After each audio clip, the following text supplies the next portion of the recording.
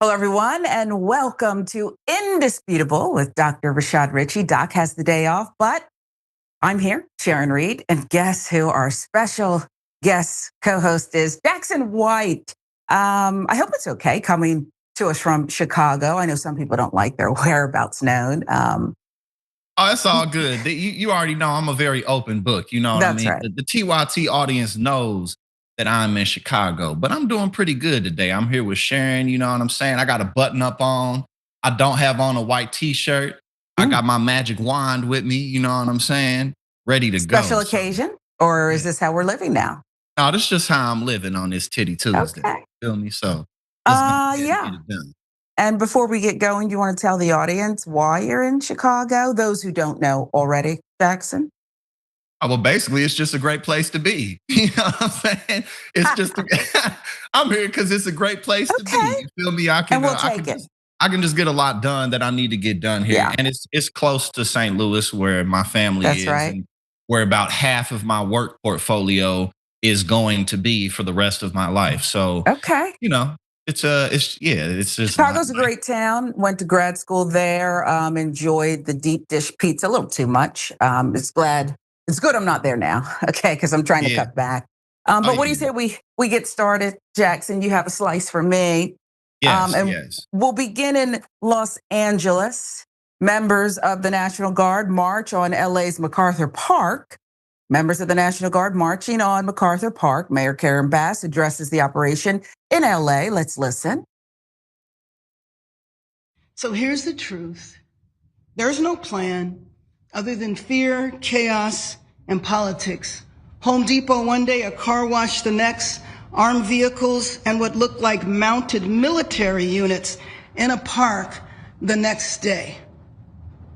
What happened to the criminals, the drug dealers, the violent individuals who were in the park today were children.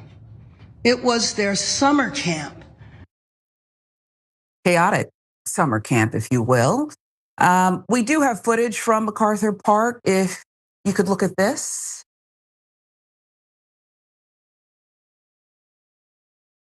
And there you see, it almost looks like troops moving in, if you will. Um, Mayor Karen Bass posted the following remarks with this footage. This is footage from today in MacArthur Park. Minutes before, there were more than 20 kids playing. Then the military comes through. The second I heard about this, I went to the park to speak to the person in charge to tell them it needed to end now. Absolutely outrageous. Dozens of federal officials in tactical gear, about 90 members of the California National Guard, were deployed for about an hour Monday to a mostly empty park in Los Angeles, that neighborhood with a large immigrant population. It was not immediately known if any arrests were made. AP contributing to this. Now, defense officials have said the troops and over a dozen military vehicles would help protect immigration officers as they carried out the raid in MacArthur Park. Mayor Karen Bass is referring to the events as a political stunt. Among those who spoke with Bass were healthcare outreach workers who were working with homeless residents Monday when troops pointed guns at them and told them to get out of the park. I added that inflection because it was abusive, I think. Okay. It was hostile, meant to be. Told them to get out of the park. The operation in the large park about 2 miles west of downtown LA included 17 Humvees, 4 tactical vehicles, 2 ambulances, and the armed soldiers, defense officials said. Now, it came after President Donald Trump deployed thousands of Guard members and active duty Marines to the city last month following protests over previous immigration raids. The response, I'll show you. How dare you raise your voices? More than 4,000 California National Guard and hundreds of U.S. Marines have been deployed in Los Angeles since June. And remember, this is against the wishes of California Governor Gavin Newsom. Last week, the military announced about 200 of those troops would be returned to their units to fight wildfires. Seems like better use of time and resources. Governor Gavin Newsom called the events at the park a spectacle.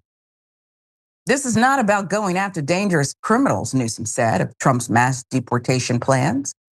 This is about destroying the fabric of this state. Then Karen Bass tapped back in, continued her remarks. There's no plan other than fear, chaos, and politics, she added. Home Depot one day, a car wash the next, armed vehicles, and what looked like mounted military units in a park the next day. What happened to the criminals? Heard her say that. Drug dealers, violent individuals. Remember, that's what Donald Trump said when he came down that escalator all those years ago. Who were in the park today? Children, summer camp. Those kids now have no activities, ushered inside so that they didn't get exposed to the troops that were walking in formation across their playground area. Now, a new bill proposed would force agents to identify themselves, ban most masks. Federal immigration agents would be banned from wearing most face coverings, but be required to wear visible ID during public enforcement operations. That's according to a proposal from Democratic U.S. Senators Alex Padilla, last seen taken to the ground while trying to ask Kristi Noem a simple question at a press conference. They took him down to the ground. Remember that guy? So he's proposed this, and also the New Jersey Senator Cory Booker, Axios with the reporting. They'd also have to include information on their names, badge, numbers. This requirement would extend to federal agents detailed for immigration operations, deputized state or local officers. Now, the bill would also prohibit non-medical face coverings such as masks or balaclavas that obscure identity or facial visibility, with exceptions for environmental hazards or covert operations. In addition, it would require the Department of Homeland Security to establish disciplinary procedures for violations, report annually to Congress, investigate complaints through its Office for Civil Rights and Civil Liberties. Well, I would just say, what the hell, Jackson? I mean, this is ludicrous, but this is our new normal. And this is what is happening in Los Angeles. It seems much to the delight of some, particularly the occupant who's in charge at 1600 Pennsylvania Avenue. It seems that this is delightful to them, but a horror show to kids at a playground. What do you make of these tactics? And when, some are asking, will they finally backfire enough to end the practices?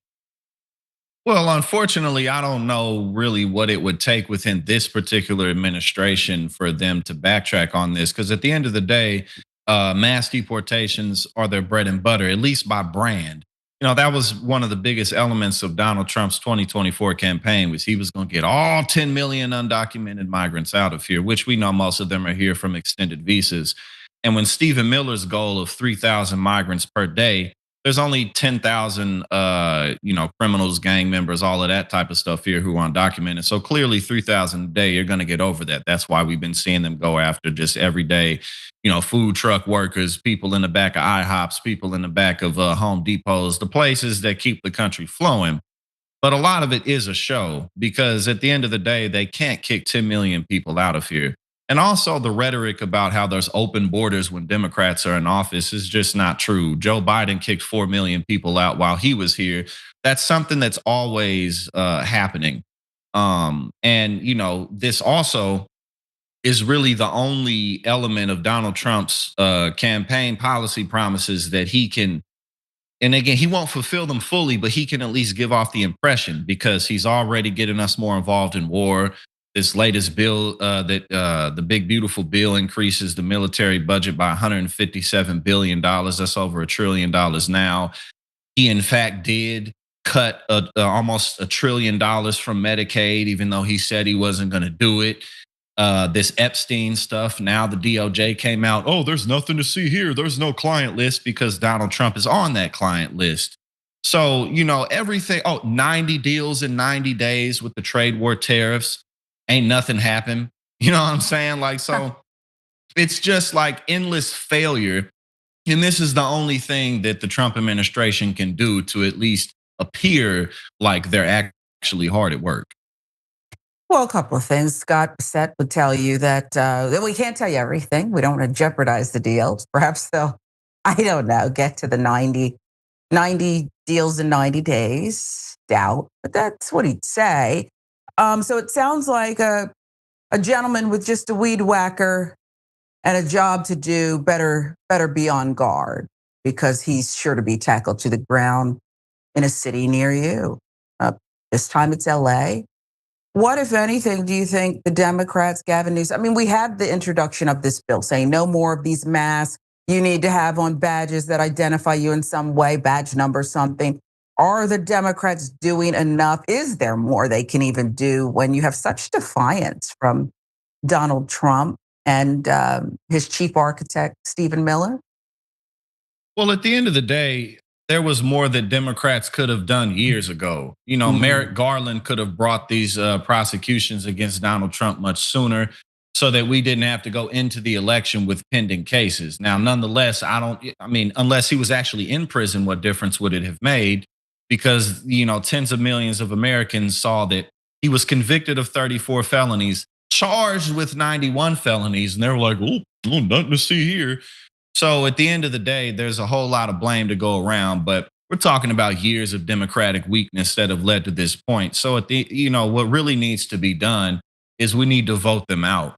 That's really the only thing that's going to make a big difference. And it is possible. It's a slow game. And at the end of the day, federal corruption from corporate America in the federal system is the biggest issue.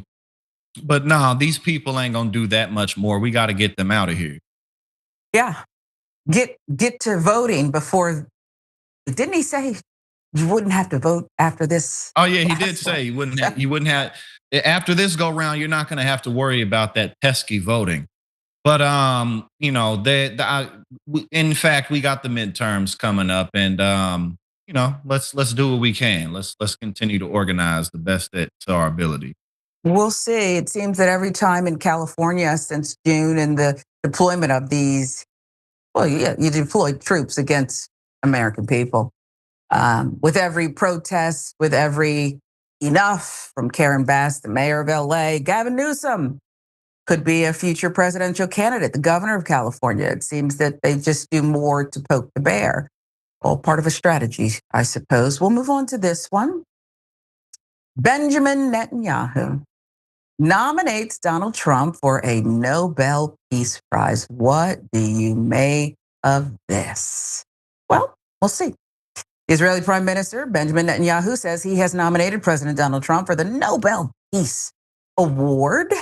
Well, just watch this. The president has already realized great opportunities. He forged the Abraham Accords. He's forging peace as we speak in one country and one region after the other. So I want to present to you, Mr. President, the letter I sent to the Nobel Prize Committee. It's nominating you for the Peace Prize, which is well deserved. And you should get it. Thank you very much. This I didn't know. Well, thank you very much. Coming from you in particular, this is very meaningful. Thank you very much, baby. Thank you. Thank you for everything you're doing. Thank you.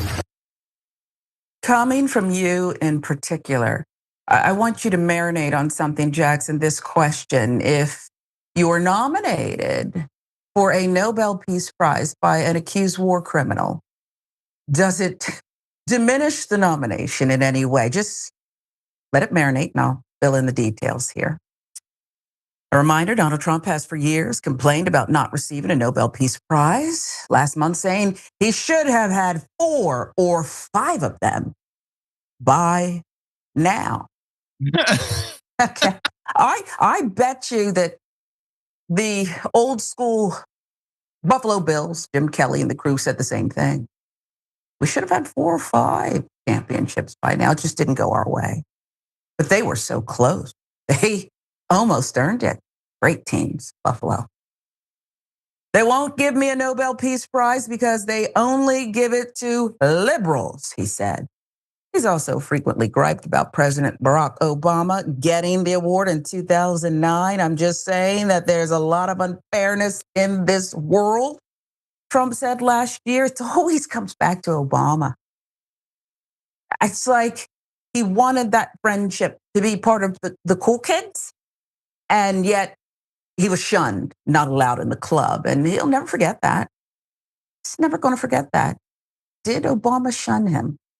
Is this more personal than we'll ever know? Was it about that press dinner where Obama was, the comedic timing was just brilliant. It was brilliant. Is he still holding a grudge? It seems so. Critics of both men called out the move on social media. Many noted that Netanyahu is likely simply playing Trump. You think? Given his well-known propensity for being susceptible to flattery. You look extra skinny today. What would that get you? I love your hair. It's just that simple. Okay? I used to be able to do that with my daughter, not now, but when she was a toddler, reverse psychology type of thing to get her to eat whatever I needed to do, lay down, say, look at you taking a nap like a big girl. And it worked for some time. Trump is being nominated for a Peace Prize, yet U.S. contractors say their colleagues are firing live ammo as Palestinians seek food in Gaza. U.S. contractors say their colleagues are firing live ammo as Palestinians just try to feed themselves and their families. According to video obtained by the Associated Press and various interviews, American contractors guarding aid distribution sites in Gaza are indeed using live ammo and stun grenades as hungry Palestinians simply scramble for food. Two U.S. contractors speaking to the AP on the condition of anonymity because they were revealing their employer's internal operations, said they were coming forward because they were disturbed by what they considered dangerous and irresponsible practices. They said the security staff hired were often unqualified, unvetted, heavily armed, and seemed to have an open license to do whatever they wish. It sounds like complaints of some police department, some members say, well, the same complaints have been made. Contractors said their colleagues regularly lobbed stun grenades and pepper spray in the direction of the Palestinians. One contractor said bullets were fired in all directions, in the air, into the ground, and at times toward the Palestinians. So you're just going to do a 360. Just take your little weapon and just spin around, spin around, spin around, spin around, and just shoot, shoot, shoot indiscriminately. That's what they're describing here. They recalled at least one instance where he thought someone had been hit. Just one? That's surprising. There are innocent people being hurt badly, needlessly. Contractor said, he said American staff on the sites monitor those coming to seek food and document anyone considered, quote, suspicious. He said they share such information with the Israeli military. AP with the reporting. Videos provided by one of the contractors taken at the site show hundreds of Palestinians crowded between metal gates, jostling for aid amid the sound of bullets, stun grenades, and the sting of pepper spray. Other videos include conversation between English-speaking men discussing how to disperse crowds and encouraging each other after bursts of gunfire. More. The testimonies from these contractors, combined with videos, internal reports, text messages obtained by the AP, offer a rare glimpse inside the Gaza Humanitarian Foundation, newly created secretive American organization backed by Israel to feed the Gaza Strip's population. Last month, U.S. government pledged $30 million for the group to continue operations. First known U.S. donation to the group, whose other funding sources remain opaque.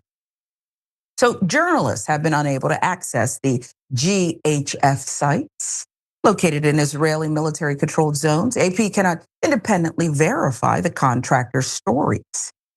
Spokesperson for the Safe Reach Solutions, the logistics company subcontracted by GHF, told the AP that there have been no serious injuries at any of their sites to date. In scattered incidents, security professionals fired live rounds into the ground and away from civilians to get their attention. Why do you have to fire live rounds to get people's attention, would be my question. That happened in the early days at the, quote, height of desperation where crowd control measures were necessary for the safety and security of civilians, spokesperson said. Now, a statement from the AP. AP's reporting for this article focuses on what is happening at the sites themselves. Palestinians arriving at the site say they are caught between Israeli and American fire. Israeli and American fire, said the contractor who shared videos with the AP. So it seems like the response, Jackson, is nothing to see here. Nothing at all to see here. Let's move on. We're just helping to secure and to ensure people get aid and nobody suspicious gets through and does anything dastardly. What say you? Well, I mean, that was a really cute moment that Trump and Netanyahu had in there. I will say that, Trump, he finally got him a man who can see him for who he is and what he deserves.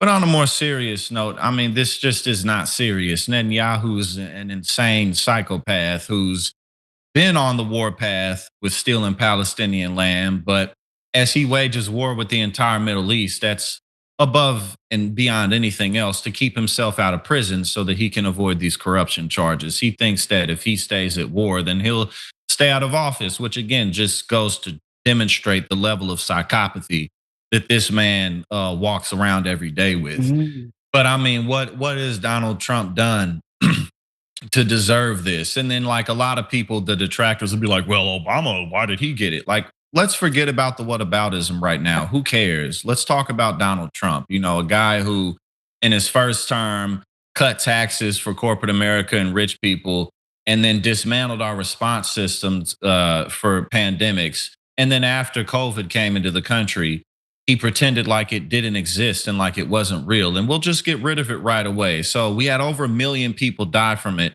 And maybe we could have had a couple 100,000 instead of that had he done his damn job. And then now you have this whole thing, all these natural disasters going on. The tornado that ripped through St. Louis and Kentucky, the flooding, the flash floods in Texas. And when he's questions about it, he's like, oh, well, we're still going to get rid of FEMA.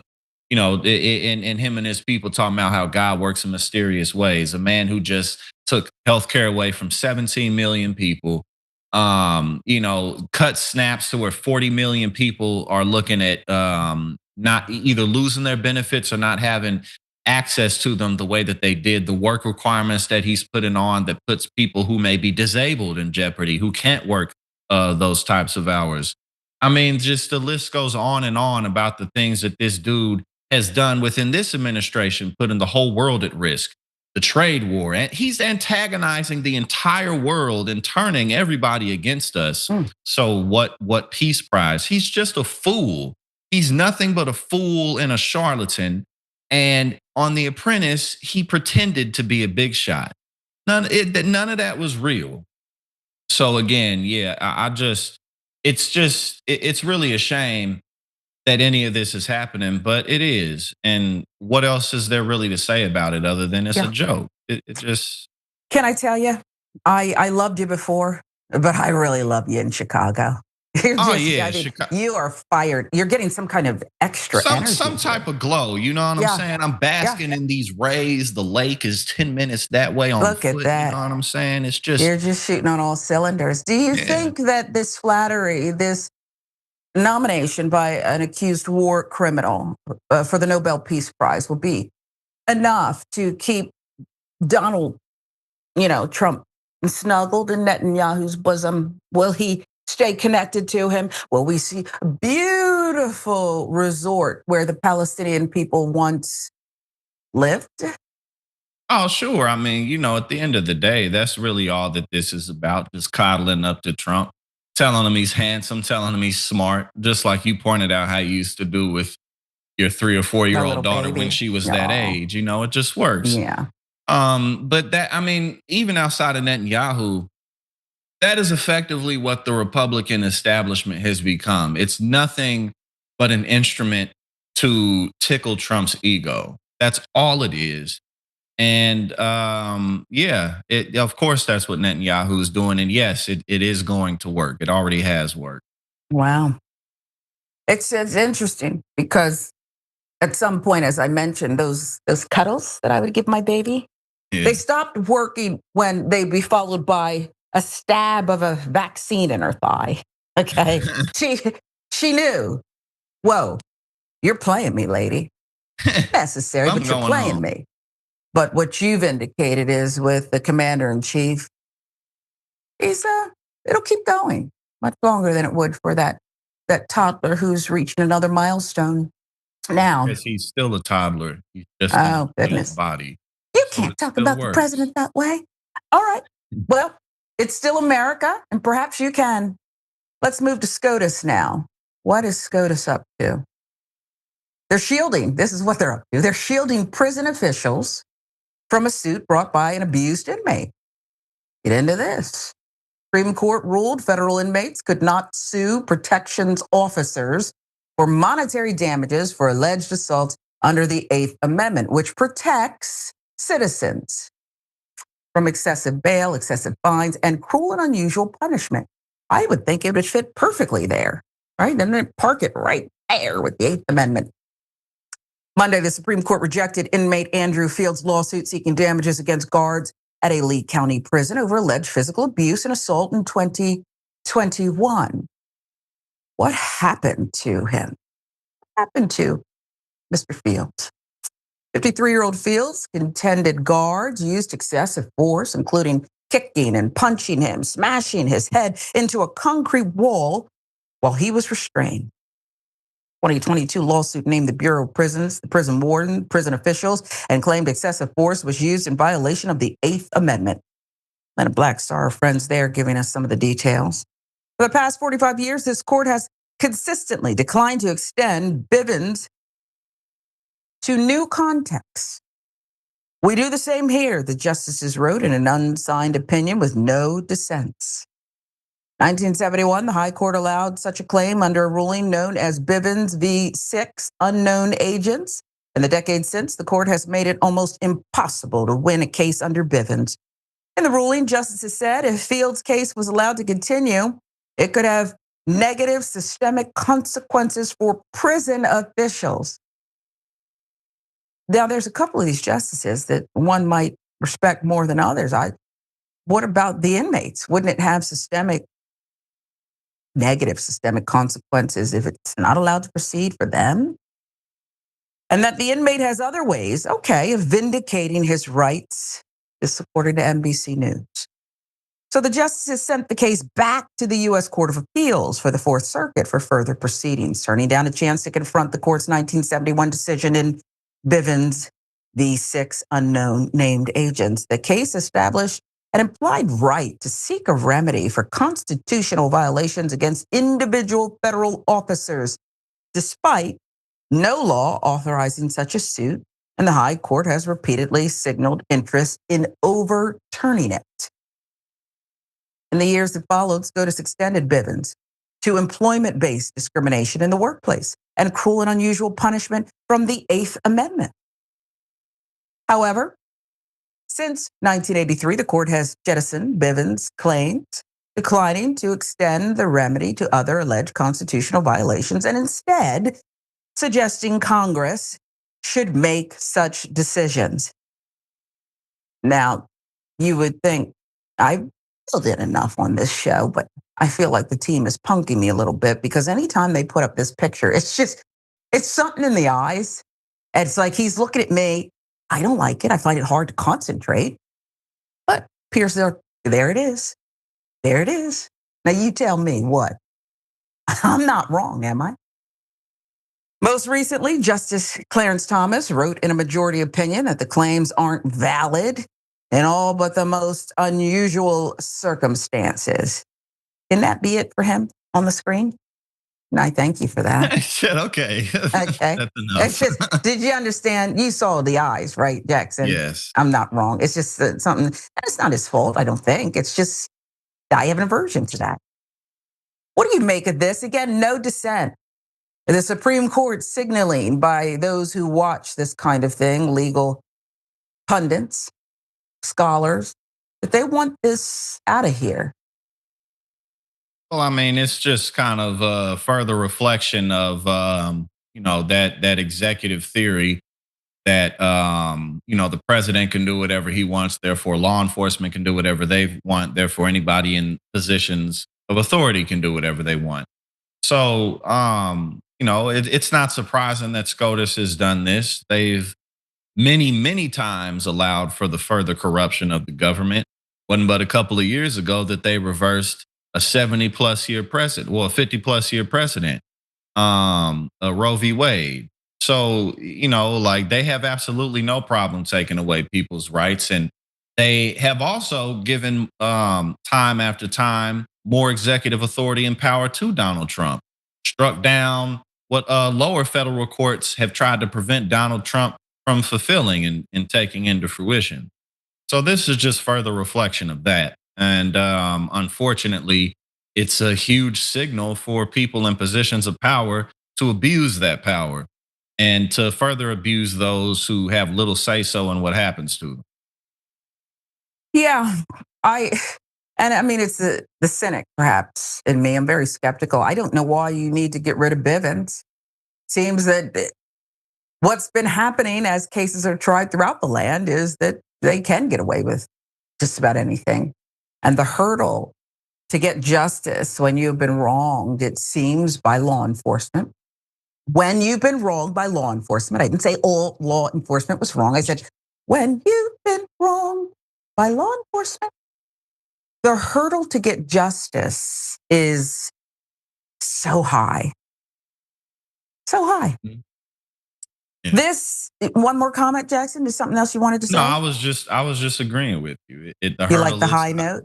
I mean, I did like the high note. I did like that. I like how you mixed it up. You know what I That's mean? right. We need that, especially in a time like this.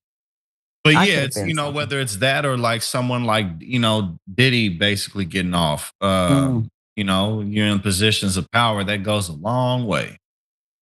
Long way. Men in positions of power. This is Indisputable. Jackson White is our special guest co-host today. I'm Sharon Reed. We're in for Doc, who has the day off. Much more to come.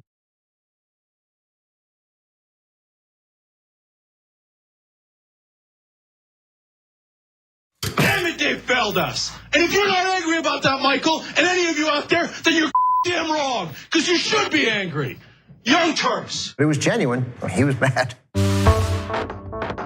Cenk Uygur, known online as one of the Young Turks, isn't afraid to throw some punches. 3, 2, 1, fade up. Cenk the Turk Uygur. What kind of TV station is this? The whole point is for me to yell and scream and tell you what I think. It was right out of like Wayne's World. This guy on this little rinky-dink website is speaking truth to power. We've been averaging 600,000 views a day, beating most of the cable shows in America. We're the largest online news show in the world. We're celebrating our 1 billionth view. Television, we're coming. More politics ahead with Cenk Uygur. He knew that the MSNBC opportunity was an experiment. And Phil and host beat CNN and headline news combined. At some point, they want to give me a show. Every single year, that comes out of our paycheck. We put it in, and you're saying we were suckers. When you, as a host, tells someone you're interviewing to shut up, that's going to raise a red flag. That guy needed a tall glass of shut up juice.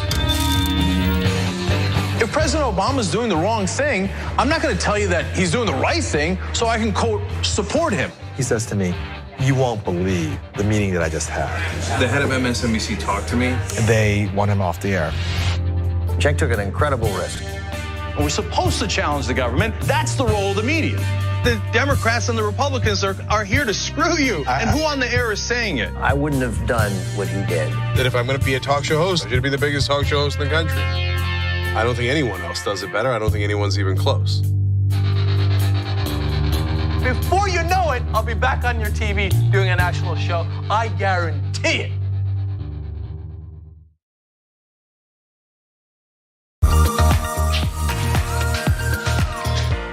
Magic. It's showtime. And say 45 minutes. I'm hosting today. Now I know what you're thinking, JR, your face is already perfect, but you know what? I still need to apply some makeup. I went through this process, right? A few years ago. When I realized that I was gonna have to wear makeup on the show. I had to go through like finding out what my undertones were. You guys know what those are? I got my MAC Cosmetics. It says SPF 15 foundation, broad spectrum. But apparently what I have is red undertones, and I think pores are not supposed to be seen. I need all these things to be confirmed for me. These sponge things don't work for me. You gotta use your hands. At least I did. That's how the magic really happens. So we're gonna go through a tutorial how to make the magic happen from beautiful to beautifuler. Let's go. I've already been moisturized. That's the first thing. But moisturization already happened. We go raw, all hands. Pick up a couple streaks. This is the guy we're putting on makeup. We got dots.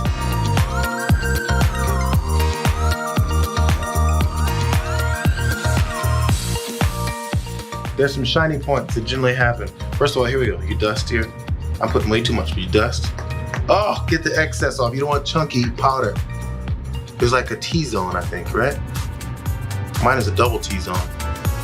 Because I went middle and another cross. Make sure your nose isn't all shiny. People get on you for it. You know, say, that's not a good point you made on there, JR. Your nose is shiny. You guys are picky like that sometimes. I think that's about it, fellas and ladies. See you guys next time. Bitsies.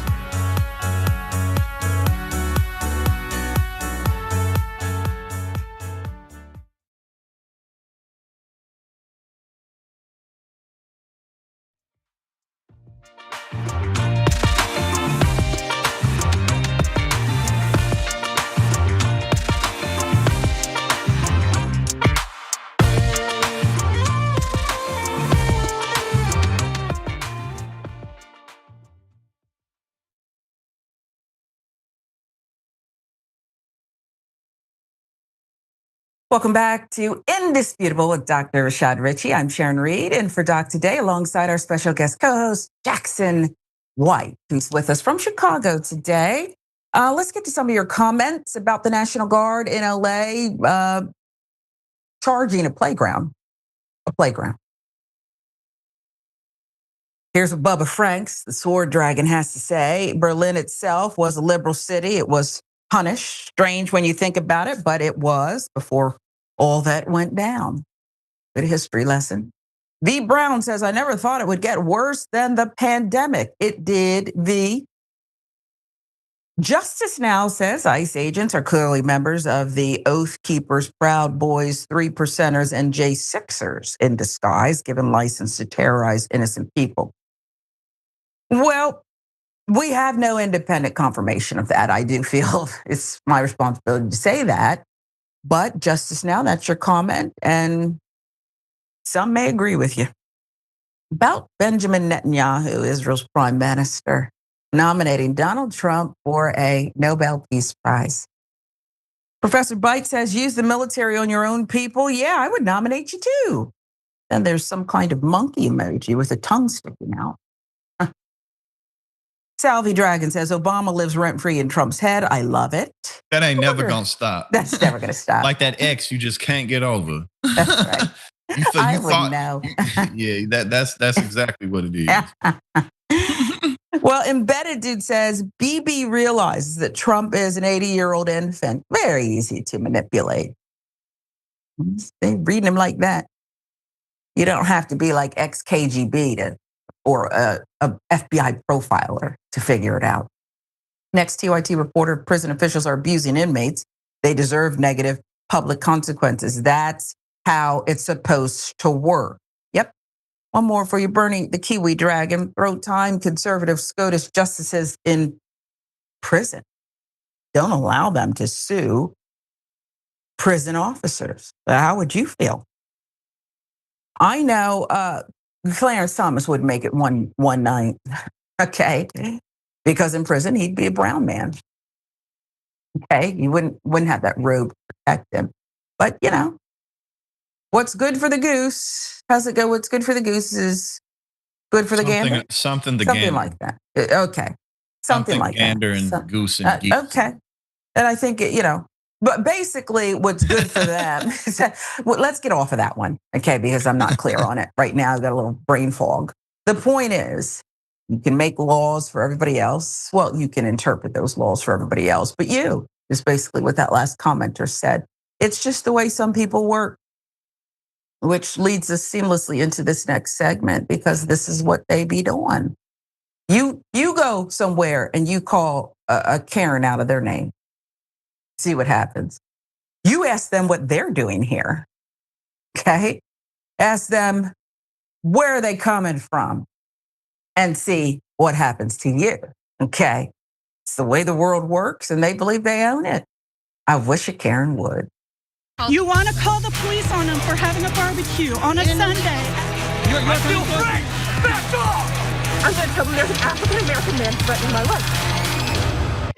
Do I even live here? Do you even live here? For real? What'd you just call me? I called you Okay. Listen, you blowing your horn. Everybody's...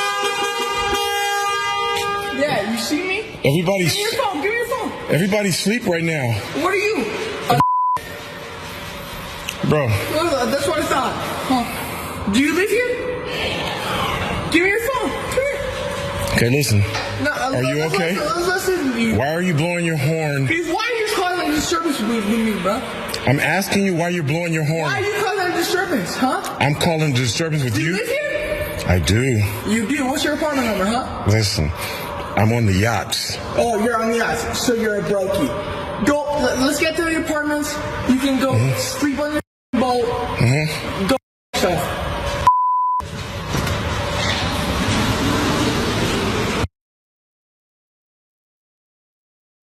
I'm not even sure.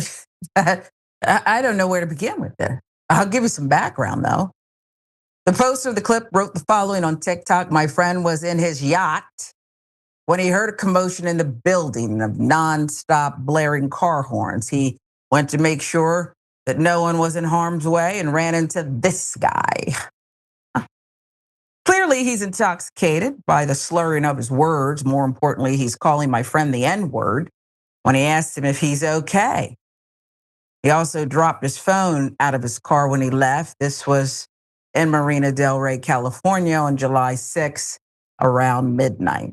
I was expecting it to be more like 3 a.m. I'll be honest with you, Jackson. Usually when people start having these nonsensical conversations and acting like turds, it's well past midnight.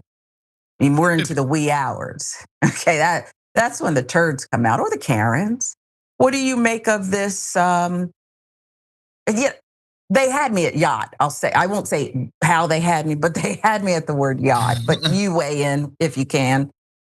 Well, I mean, it's just another day in America. My man's had a couple of drinks and he just started going off. And obviously that's his building. He owns it. So he has to know everybody that's in there because, it's his responsibility at the end of the day. And also, as was pointed out, you're being a little loud, brother. Like it's people are trying to go to bed in here. So while he's trying to solve one problem, he's creating another, which just goes to show how resourceful he is. You feel me? Like he's a resourceful man. He can get multiple things done at once.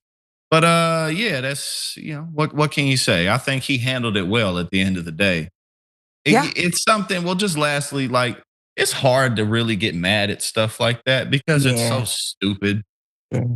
And I mean, what you going? I don't know. I mean, that to me was not worthy of like throwing your hands. You just kind of laugh at that. You laugh at it. Do you think he got his phone back? Was the phone returned? Well, if not, I hope he has good insurance. He's got a yacht, bruh. Come on. All right, we'll move on to this. A Black General Mills worker fired over calling out offensive flyers. L. Lee Tyus Jr., former Black General Mills employee in St. Paul, Minnesota, is suing the company after he was fired for objecting to flyers that were placed in the break room. What was in the break room? How bad was it? Well, the flyers in the break room, were about Black atrocities in America during Black History Month. The flyers were labeled as, quote, fun facts about Black history, in red, black, and green, which are the colors of the Pan-African flag. Tyus filed the lawsuit on June 27th for racial discrimination and retaliation against the company. Am I going to have to stop eating certain cereals? We'll see. We'll see. Flyers in the break room referenced events like the Tulsa massacre, Tyus said. The flyers struck him as tone deaf and dehumanizing, prompting him to file the lawsuit. Tyus also asked if similar tragedies involving white people would ever be presented as, quote, fun. I doubt it. But for those who do need a reminder of the Tulsa massacre, this 100-plus-year-old mass murder, here you go. On June 1st, 1921, 9-year-old Eldoris Makondichi was awakened by her mother. What her mother said next, she never forgot. She says, we have to go out, get out. I say, she says, the white people are killing the colored people. Eldoris grew up in the Greenwood area of Tulsa, a buoyant, bustling community of some 10,000 African Americans. There were schools, churches, stores, theaters, and a hospital. It was a place where, for African Americans, the American dream was working. The residents of Greenwood try to defend their neighborhood, but they don't have a chance. The National Guard sprays the residents with machine gun fire, and it gets worse. You have something new up in the air, and its airplanes start flying over Greenwood. There is evidence, and I believe this firmly, that at least on one of the airplanes, a co-pilot is dropping sticks of dynamite down on Greenwood. Greenwood is left a smoldering ruin. 9,000 people left homeless. The dead uncounted. Estimates range from 75 to 300. From prosperity to murder to ruins, mass graves. Is that a fun fact? Apparently for someone it is. The attack on Black Wall Street, for instance, was one of the deadliest acts of racial violence in U.S. history. More than 100 years ago, a white mob attacked the prosperous Black neighborhood of Greenwood in Tulsa, Oklahoma, killing an estimated 100 to 300 Black residents, destroying more than 1,000 homes, leveling dozens of Black-owned businesses. And these prosperous Blacks who were living the American dream at the time actually paid their premiums too. And then insurance companies, many who live in some form today, refused to pay them their claims, calling it a riot instead of mass murder. Tyus, who is Black, said he found the flyers deeply painful and offensive and questioned whether horrors and abuses against white Americans would be posted and shared in the same way. Tyus claims he was told flyers with horror stories about white people would just be labeled American tragedies instead of, quote, fun facts. Tyus' lawsuit argues that his termination wasn't because of policy violations, but instead was pushback from a Black employee raising concerns in a white-dominated corporate company. His performance reviews were deemed as on track just a few weeks before he was put on leave. Yeah, he must have fell off. Must have stopped doing his job, I guess. All of a sudden. Yeah, all of a sudden. Tyus submitted a formal complaint through the company's internal ethics platform. On that same day, he was placed on involuntary leave and told to submit medical documentation if he wanted to return. After learning he was being placed on an involuntary leave, Tyus Jr. responded that he was being retaliated against for my beliefs and isn't being allowed back to work, which feels like an injustice, the complaint states. When his leave ended, Tyus discovered his building access had been deactivated. With his supervisor's approval, Tyus created a document listing the employee relations lead's contact information and placed copies on the same break room tables where the original flyers had appeared. Less than a month later, March 19th, he was escorted out of the building and fired. General Mills cited, quote, multiple violations of General Mills' standards of conduct and policies, according to the lawsuit. Now, the lawsuit filed by Storms Dwark LLC claims General Mills violated the Minnesota Human Rights Act by retaliating against Tyus for reporting racially offensive materials. It seems at least $50,000 in damages for each of the 3 counts, along with attorney's fees and civil fine. General Mills has declined to comment on the specifics of the case, but issued a brief statement through multiple outlets, quote, while we do not comment on pending litigation, here we go commenting. I can share that General Mills does not tolerate discrimination or retaliation, unless we do. I added that last part because I think it's warranted, unless and until we do. Jackson, none of this surprises me, right? Company A claims that they are interested in diversity, don't discriminate, workplace free of harassment. And then the minute you step through the threshold and you take your badge and go boop, you clock in boop because they know what time you come in. All hell breaks loose and they do all of it. They do every bit of it. And this is not a unique story, unfortunately. It's not unique. What did you take from it? Well, I mean, it just seems like a silly reason to fire somebody. Like at the end of the day, you could just change it from fun fact to fact or something like that, and just been like, Wow. oh, okay, you know what? Take Like out how fun. like how it would have made you look, like you got some empathy, or at least like, it would have made you Teaching. look pretty good if you're like, well, you know what? Actually, you're right. Let's change that up. It's a good quality and a good trait to have when you can acknowledge not even maybe that you're wrong, but that I made a mistake. I made an error in judgment. You got to baby steps up into admitting that you're wrong. But I mean, yeah, it's not surprising, but also again, just a very petty thing to fire somebody about. It's true. They turned it into a teachable moment. Take out one word, F-U-N. And now Right. they've That's all got you a got to problem. do. Right. Take out F-U-N. And now it appears that they're squared off and only the N is missing. And somebody's going to get, someone's going to prevail and someone's going to get, fill in the gap. Now we'll move on to this one. Cop fired after body slamming a black woman during a traffic stop. Here's video of that incident that the officer got fired for.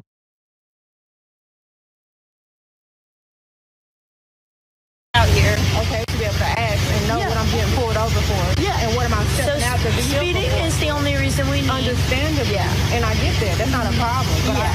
And then right now you're under arrest for reckless driving. Wait. What's going on? Wait, hold on. Wait. No, wait. What's going on? Right now you're under arrest. What's going on? What the fuck you want? Get off the ground. No, wait, just wait. No.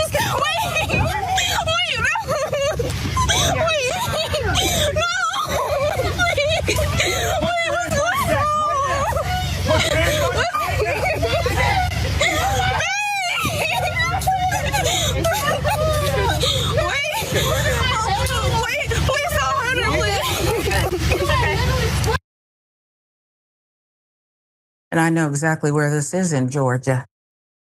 Try not to visit too often. According to Atlanta Black Star, it was only after Jasmine Taylor told the Georgia cops who had violently arrested her that her partner had recorded the arrest that they decided to release her from jail with no charges. Wow. But that was only after she spent 2 nights in jail on a misdemeanor charge of reckless driving. Then, once the 26-year-old black woman was released from jail, she uploaded the videos to TikTok, where they have since gone viral, exposing the Woodstock police officers for lying in their police reports, accusing her of fighting the cops. This is Cherokee County.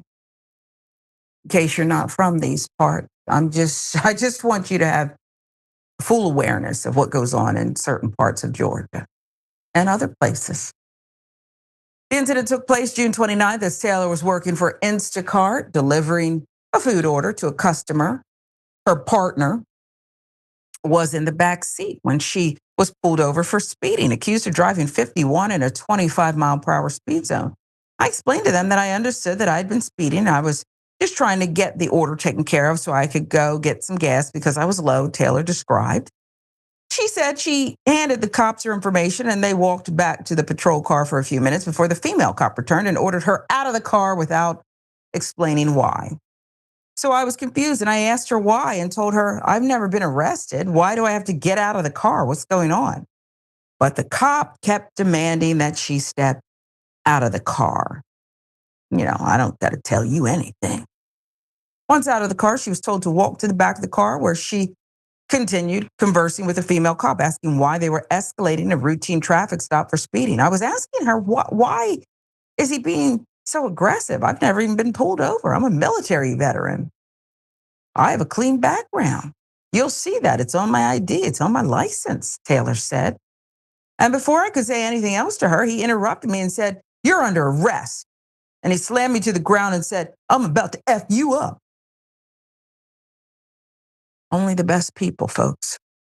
Once she was sitting in the back of the patrol car with her hands cuffed behind her back, she said she heard the cops speaking through an open window. I heard every single thing that they were saying about the situation of how he handled it and saying that they were not going to put in their report. So they ended up calling over the radio and saying that I fought the cop. So additional officers arrived on scene, she recalled.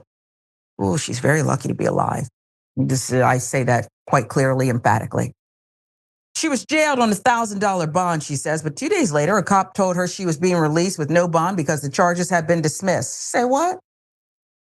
This happened only after she had informed them that her partner had recorded the arrest on video, Taylor recalled. They told me I could go home, and I asked if my bond was made, and they said no. They dropped the charges. You should be happy, she said. But I told them that I'm going to sue. Under the circumstances, I might have waited until I would have called them after I got home in a different jurisdiction and told them I was going to sue, because these people are, well, there's some problems. If all of this bears out, and it looks like it does. One of the first things she did in her fight for justice was upload the videos to her TikTok channel, where they have been viewed and shared thousands of times. Instacart customers she was delivering to that night never received their food, but Taylor said she explained the situation to the company and they allowed her to continue working. They understood and apologized for what happened, she said, but she never received an apology from the cops who violently arrested her. However, Woodstock Police Department said Thursday it has fired Officer Justin Davis after a use of force investigation determined he violated the department's use of force policy. He's a buffoon and a criminal. I don't know why he was fired. First things first, it's more important to arrest him, to adjudicate him, and to the woman who was on the scene with him in uniform. Adjudicate both of them. Why is she still on the force? That's missing. I'm so tired of hearing about people like former Officer Justin Davis down in Woodstock with his aggression, violence, and probably racism. I think it's okay to say that from what we see here and what I've just told you about Woodstock, I don't go there after dark. And I'm very serious about that because I fear things like this happening. Why do we allow things like statements from the Woodstock Police Department, Jackson, that say things like, we had a use of force investigation and we fired him, end of story? It's a cop-out, if you will, no pun intended. I want to see somebody's face come before the cameras and talk about this despicable nonsense we just saw here. What say you? I mean, how telling is it that the charges are dropped and they're like, oh, you can go ahead and leave as soon as they found out that she had recorded the video? That also shows that they likely do this type of stuff often when they feel like they can get away with it. Maybe they're just bored. Maybe they think that that's going to spice up their night a little bit. But anytime somebody slammed to the ground or falls to the ground, if you hit your head the wrong way, that could be all types of trouble. That could be the end for you. You never know. So this was just reckless all the way around, unnecessary. She wasn't causing any real issues. And she acknowledged that she was speeding. So like she was giving you plenty to work with. Like, okay, yeah, I was speeding. I shouldn't have been doing that. This is why, if you needed to give her a ticket, then you could have done that and it would have been just fine. If you're going like 30 miles over the speed limit, then what argument do you really have? And it's not like she was saying, I shouldn't get a ticket. She was just like, yeah, but this is why I was doing it. So they could have just gave her a ticket and went on about their night and it wouldn't have been no type of real issue. But, you go from writing a ticket to body slamming somebody. They thought they were going to have something. Yeah. But now they have, this woman has a solid case against this police department because this was just. Well, will you heed the warning? I told you, if you're in these parts, don't go to Woodstock. You understand? Now, maybe you'll go anyway, Jackson, but I'd like to know that you'll heed my warning as your friend. I ain't going to know Woodstock. Thank you. It's important to know. I want to make one other point. I hear often from people who perhaps have a different experience that, well, just be good, just comply. Don't, raise your ire or argue. She didn't do any of that, really. She was very courteous. She even played the I'm a veteran. She's an ex-military card. None of that helped here. So while I would advise not to get smart with police officers because it's just going to perhaps make it worse, it doesn't mean it's going to not make it worse either, okay? I remember being in my 20s and driving home from work one day, and I was pulled over, speeding or something. And the officer came to my window, and I handed him some documents, and he said, "Where are you coming from?" And I remember I was in my 20s or early 20s, and I said, "None of your business." Like that. And he explained to me, I wasn't tased or pepper sprayed. He explained to me, well, the only reason we ask these kinds of things is because there's a lot of people who are inebriated, and we like to find out, that helps us engage them in conversation, and we find out if they're liquored up. Just looked at him. He said, "So you want to tell me where you come from?" I said, "No, none of your business." He gave me a ticket and I went on my way. Okay? I don't advise you to tell them none of your business and this and that. But I'm just telling you, it might not make a difference. Okay? She was very good. She complied. This is Indisputable. Jackson White is our special guest co-host today. I'm Sharon Reed. We're in for Doc. Much more to come. Stay with us.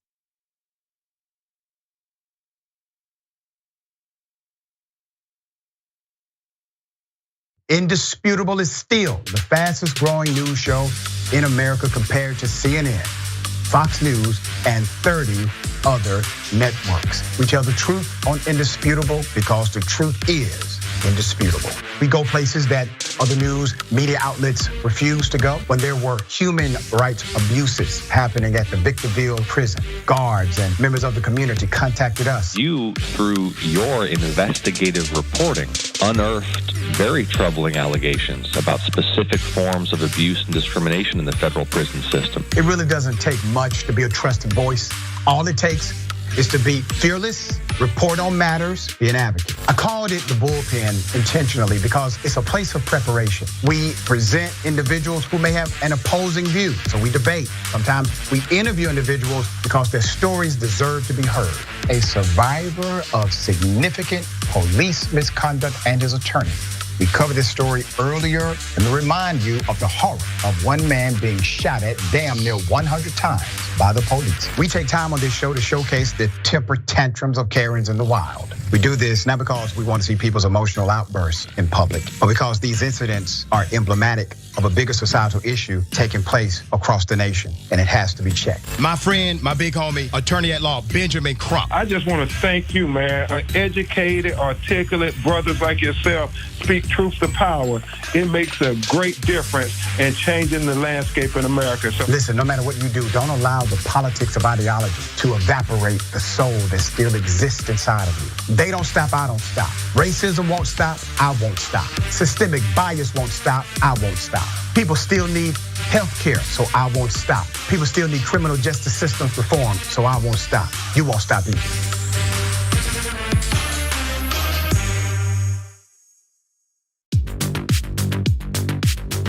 I'm wearing one of our pieces of merchandise. So the funny thing about the Dragon Squad, and that's what our viewers call themselves. That's the name of the group, but every individual chooses their own name. You might have Cincinnati Dragon. You might have Harry Potter Dragon. We have a Grandma Sunshine Dragon is one of those that I remember. These are people that like to have an element of themselves, their lives, what's significant to them reflected as a part of the community. But the concept of the Dragon Squad is just something I threw away as a joke. I was mocking the Proud Boys, these like right-wing groups that come up with a name for themselves that they think is cool, but it's actually really lame. And I thought, off the top of my head, I can come up with something that's still kind of lame, but much cooler. And so I threw out Dragon Squad and I just moved on with my life. But everybody liked it, and so they kept it going, and so we've embraced it. And I think again, this was during the period of the pandemic. I think it was sort of nice to have a renewed sense of community, a feeling that you're a part of something when everything seems so chaotic. And as a result of that, we've got independent artists online streaming, making beautiful digital art of dragons. We've got, we've released a number of pieces of merchandise that people love sending us photos of them. And then by the way, for me personally, people send me, like you can probably see in the background, like a knitted dragon someone sent me. There's a dragon book they sent me. Dragon board games they send me. People have done like custom ironworks, making dragon bottle openers. Like the fans are super invested in diamond art and things like that. And so it's great that they send this stuff. Sometime we're gonna have to set up a wall of all of it. But yeah, it's definitely brought the community a lot closer together.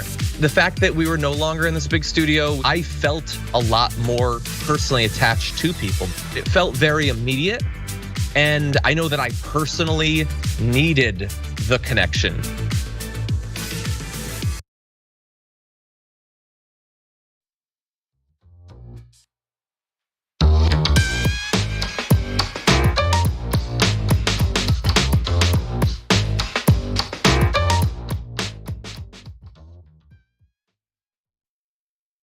Welcome back to Indisputable. I am Sharon Reed, in for Dr. Richie today, alongside my good friend, Jackson White, okay, who we love being on the program. He's coming to us from Chicago today. He's got lots of great projects. How are your projects going? And, we love watching you on YouTube and everything else you do. They're going well. I'm going back to St. Louis on the 18th. I'll be there for about a week and a half to wrap up the rest of my in-person interviews for this documentary I'm working on about America's infrastructure system, focusing on the tornado that came through St. Louis May 16th. So I've been talking to city officials, people on city council, people who are the head of development at the Urban League there, business owners, survivors, all types of people. So after that, I should be done with filming, and then I just got to get it edited, and then I'll be putting it out. Well, we're very proud of you. And safe travels. Tell Ashanti and Nelly we said hi as well. These newlyweds. They home. If they home, I'll see if what's they're up. home. We'll see. Let's get to some of your comments now, TYT members first, about the Karen and the yacht and the whole situation. It was just unseemly. Next, TYT reporter says, dude honking his horn in the parking structure says, you are the disturbance. Duh. I added the duh. It's really not that hard when you're not drunk. X-Dog, the security dragon. Somebody must have got a new pew-pew and was begging to use it on a dark guy. The devil is just counting the Karens that will join him in the future. Does the devil want company? If you're a believer in that. General Mills, Bernie the Kiwi Dragon says this about the ex-employees suing for discrimination over those fun facts about Black trauma and mass murder in America. Oh, Tyus, you must know better than to hold your white contemporaries to account, right? It's a question he probably is asking himself now. You knew it was going to go this way, but I applaud the effort anyway. Tone Loke 3000, Minnesota, nice equal passive-aggressive, nonchalant racism. Okay, Tone Loke, it appears you may have some experience in Minnesota and you're sharing, much as I did about Woodstock. Cop fired.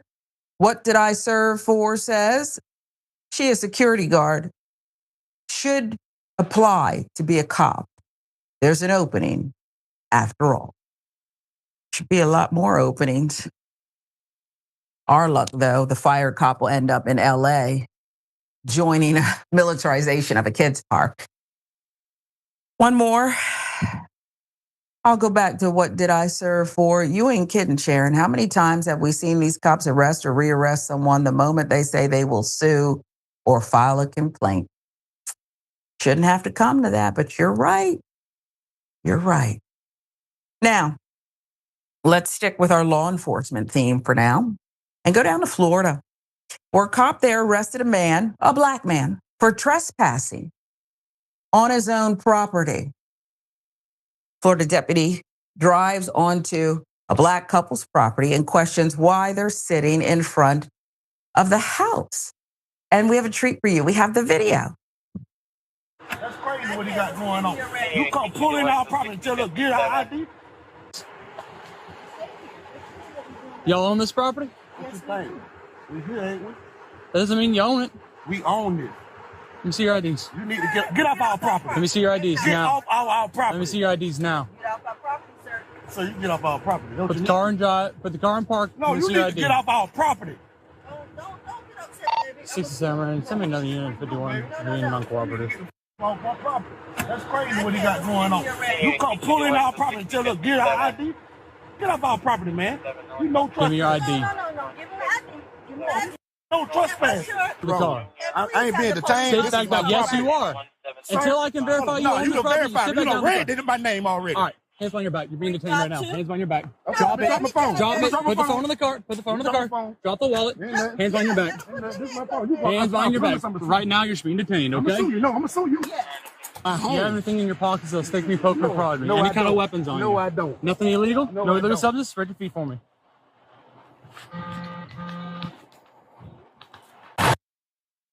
I'm no lawyer, but I definitely saw illegal activity that should rise to an arrest of the officer. Is this not ridiculous? Give you more, and then you can make up your own mind. Here are the details. Black Florida couple was sharing a meal inside their car on their own property when a sheriff's deputy walked up to them, demanding to know if they had the right to be there, handcuffing the black man, as you saw, for allegedly trespassing on his own property and for talking back to a... Anyway, the altercation took place last week after Marion County Sheriff's Deputy Riley Artman drove onto the property and walked up to their car, demanding to see their identities to prove they were residents there. Used to be a time where they would have had to show their slave papers, free man papers, by law. Apparently, in some parts, they're still exercising that. The couple, Freddie and Navangela Jackson, refused to provide their identifications, ordering the deputy off their property. However, the deputy claimed he was conducting a criminal investigation, despite being unable to articulate a reasonable suspicion that the couple had committed a crime. Until I can verify this is your property, I'm conducting a criminal investigation. Therefore, you need to provide me with your name, the deputy said. Freddie Jackson eventually did provide his identification, which should have resolved the issue. I think that should have resolved the non-issue.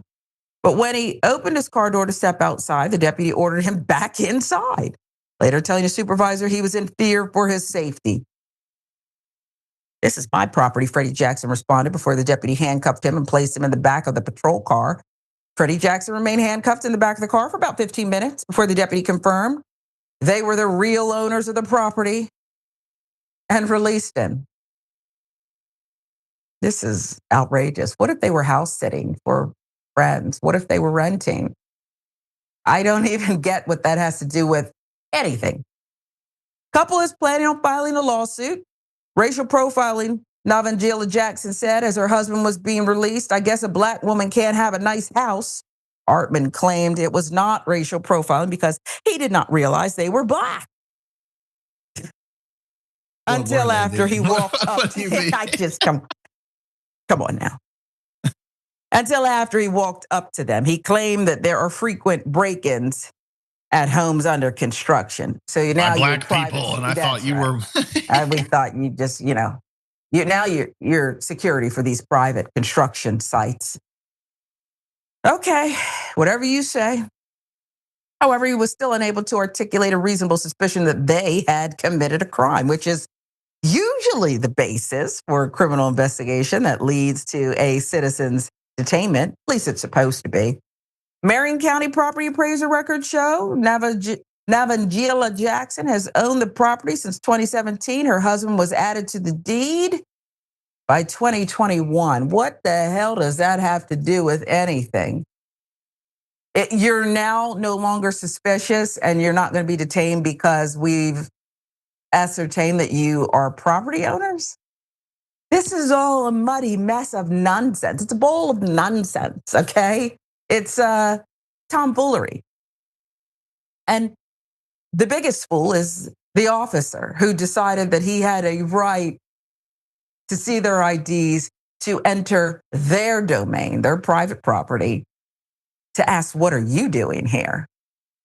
I'll let you weigh in, Jackson, but I originally thought this was a comedy. That's how these stories are getting dumber and dumber, and it's not our fault. This is a mirror, folks, of what's going on in society. Jackson? It's like, sorry, bro, I thought you were a white dude. My bad. Like, I don't, even if you have total like colorless vision. You can tell that these people were not white or whatever. Then the other thing would be, well, those frequent break-ins. Black people, they break into stuff. So I thought that you were going to be, my bad, bro. But I mean, you can't always expect people to be in a totally good and cooperative mood, especially if they own their property. I mean, who knows what he was going through that day? Who knows if he was tired, if he was upset about something, if he just wanted to go inside because he had a long shift, whatever it was. It escalated because the officer made up his mind. And wouldn't it have taken a lot less energy just in general to maybe like run his information to see, like, all right, stay here. I'm gonna go check out, and then you can go. Instead, like, nope, come with me. We're gonna put the cuffs on. We're getting you in the car right now, and then we'll check to see if possibly you're the owner. But black people be dangerous, so you gotta better safe than sorry. Yeah. Well, this is a nincompoop move. And I'm going to tell you what would have been even easier when you are patrolling in a community where you perhaps live. You want to roll up and just kind of see what's going on in the neighborhood, get to know people. Why not roll up and say, hey, folks, don't mind me. I'm just in the neighborhood. How are you? You probably could have had a friendly conversation. They may have even offered you a bite to eat. They were eating in there. But instead, you wanted to act like a jerk off and pull jerk off moves. And now they're suing. And you deserve to be sued, but the taxpayers don't deserve to be shaken down by your nonsense and your bigotry and your lies. Okay? You knew you didn't have any suspicion, none that met the four corners of the law, none, but you did it anyway. I'll give you the last word, Jackson. Yeah, I mean, they definitely have a good lawsuit on their hands to sue the police department. But I think it's a good point that you made about how you can kind of roll up and help to disarm people of their suspicion or distrust of you. You're the one who has the nightstick and the pepper spray and the taser and the guns and the shotgun in the car. Back up. And a whole precinct behind you. So, if you can people are already on edge when they see you. So you can diffuse them by just being cool and saying, hey, we're just kind of checking things out. But unfortunately, when you're afraid of black people, that's not how you operate. So one step at a time, I suppose. I think you're right. We'll leave it there. The Fox News pundits, we got to discuss them. They are complaining again. This time, it's not about the M&Ms. It's not about M&Ms. And something about high heel boot or something and the little M&M characters. This time it's about Superman being too woke. Superman being too woke. And they've had enough of all of these changes in wokeism. Here's what the folks at Fox News had to say about the new Superman movie. James Gunn, the director of the latest reboot movie, said, quote, Superman is the story of America, an immigrant that came from other places and populated the country. But for me, it is mostly a story that says basic human kindness is a value and is something we have lost. Well, for one thing, it's a terrible analogy. I mean, with Superman, they are sending your best. That's not escalator material. I got to look at the script, and he's from Uganda. And there's a love scene with Batman and Robin. Wow. I think the big tell is the actual actor. His name is David Cornsweet, and he said, guess he didn't change it to a better stage name. He found himself unable to say Superman's slogan, quote, truth, fighting for truth, justice, and the American way. He said, truth, justice, and all those good things. He refused to say the American way, and he's playing Superman. I don't know. We don't go to the movie theater to be lectured to and to have somebody throw their ideology onto us. I wonder if it'll be successful. You know what it says on his cape? MS-13.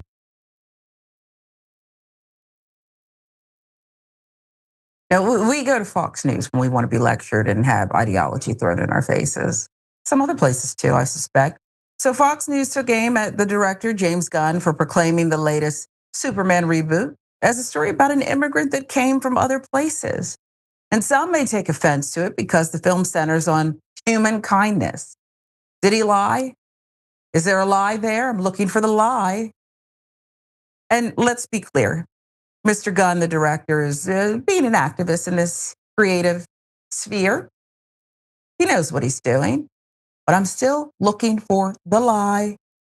Amid the Trump administration's immigration crackdown and mass deportation plans, Gunn also noted that his film, well, leans into the character's well-known backstory as an otherworldly refugee, a plot point that has been explored in Superman comics over the years.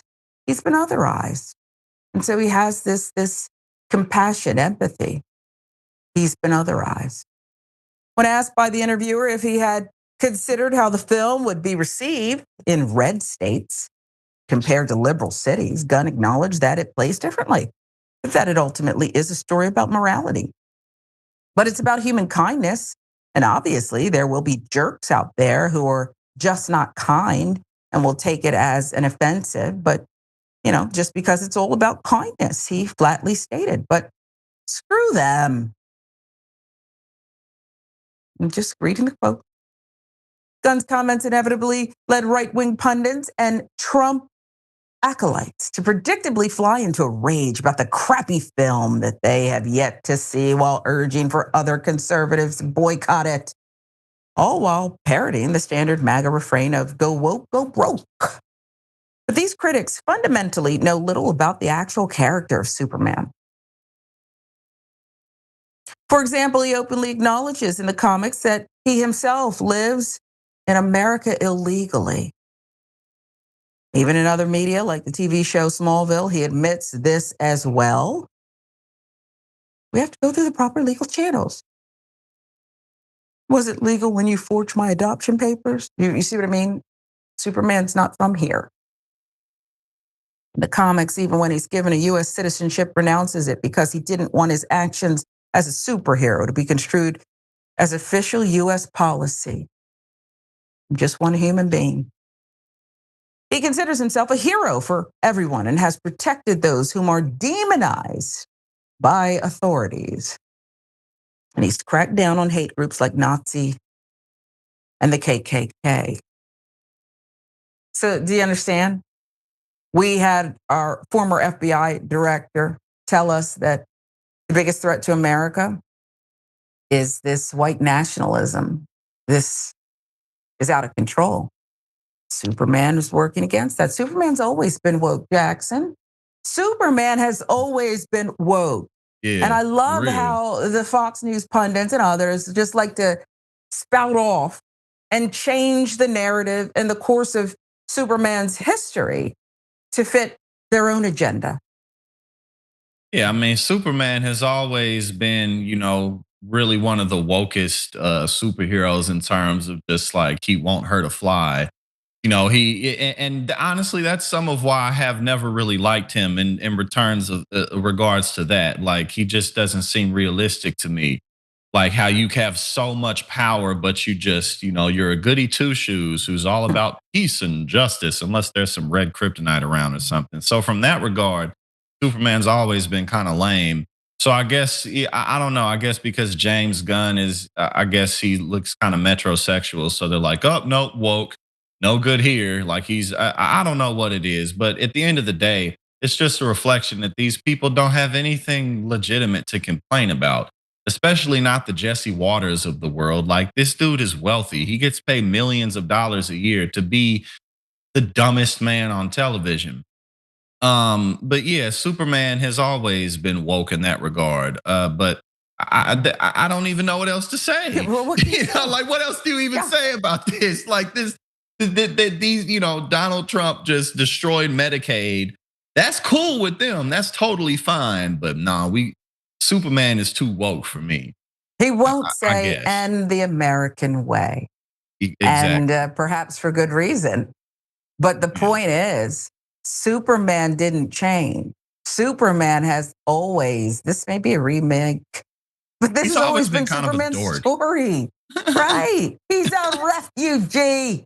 Batman's the one who's like, you know what I'm saying? Like, Batman's the one who got all the personal issues and can't hold down a relationship to save his life because he has to stay pissed off. Yeah. But Superman's just like, dun, dun, dun, dun. Like, yeah. He's flying through the air with red tights and a cape. Yeah. And fighting for the underdog. Listen, This is what we're looking at. This is what they're doing. I want to get to some of the comments. I don't know if you guys will have had a chance to weigh in on Superman, but there's more.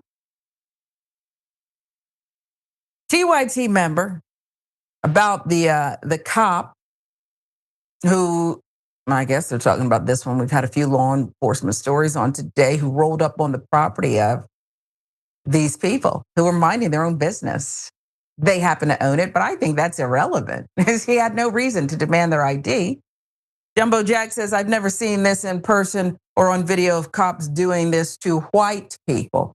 Well, yes, Jumbo Jack, but remember the cop in this instance says he didn't realize they were black. He just was trying to fight crime and break-ins in the neighborhood. Now, there wasn't a break-in going on. He had that on his mind. Dana Manning, you pull up on them on their property and call for backup because they're not being cooperative with your BS request. Nope. I rather enjoyed it when they repeatedly in unison, this couple, they said it together. Get off our property. Unafraid, unapologetic. You go. And the only reason they complied was he had the gun and the badge, but doesn't make him right. Nick the Silver Dragon, member for 4 months. We definitely appreciate you. Superman's thing is, yeah, he could totally take over the world and his power, but he won't because his parents raised him to be a good person. Okay? Isn't that like the wokest thing ever? Like, I want you to be good, son. I Don't could be dominate nasty. the world, but nah, I'm gonna save cats from trees. Like Superman has always been woke. Always You been know, this way. he's always been a great Gentle. guy. He's a good guy. He's just a good guy, nitty gritty. They can shove the zero-sum game where the sun don't shine. That's all inclusive to a number of the stories we've had. Okay. Superman was promoting socialist ideas when he first debuted in the 1930s, says Barely Funky. So you see, and this is a child, so I don't hold it against them, but I was with this child, you can probably guess whose child it is, at the fish store. And I said, I'm gonna let you pick out the fish you want, but we have to know which fish go together because not all fish like to live in the same tank. And I called over the person who was tending to the fish, and they gave us a lot of beautiful information about what to do, what not to do, how this one don't like this one, and you don't want to do that. Don't overcrowd the tank. As soon as that employee turned their back, this little girl looked at me and kind of gave me a dirty look. I said, don't you want the information? She said, no, I don't want the information, mommy. Okay. I said, you don't want any of the information that could help these fish thrive at home in your brand new tank. Nope. Well, the fish died within 7 days. All of them. Horrific smell when we came back from vacation. They were gone. Okay. Because she didn't have the information. The Fox people don't want this education about what Superman Jackson was doing in the 1930s promoting socialism. They don't want it. Of course not. And I just think that's hilarious. Don't you want information? Isn't information good?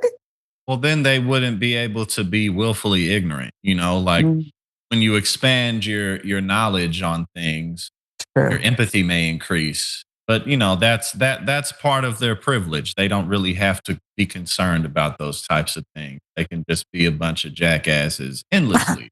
And they make great careers out of it too. So I mean, what's really the incentive for them to change at the end of the day?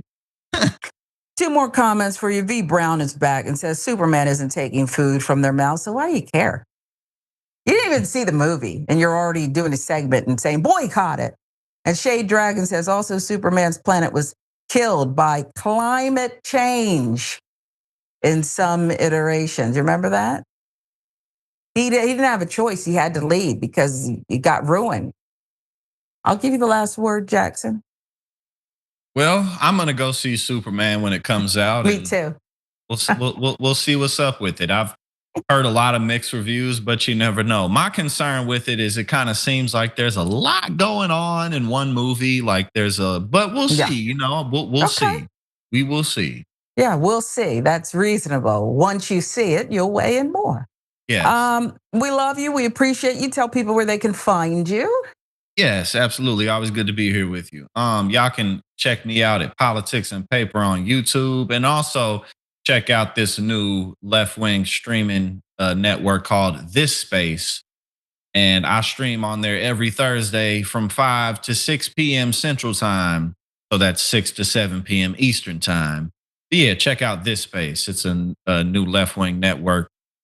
It's got some pretty cool people on there. Got some traction. All right, we'll check you out. We appreciate you. Jackson White, Sharon Reed, thank you, Doc, as well, for letting us try to fill the big chair for you. We appreciate you always, and thank you for watching. We'll see you again.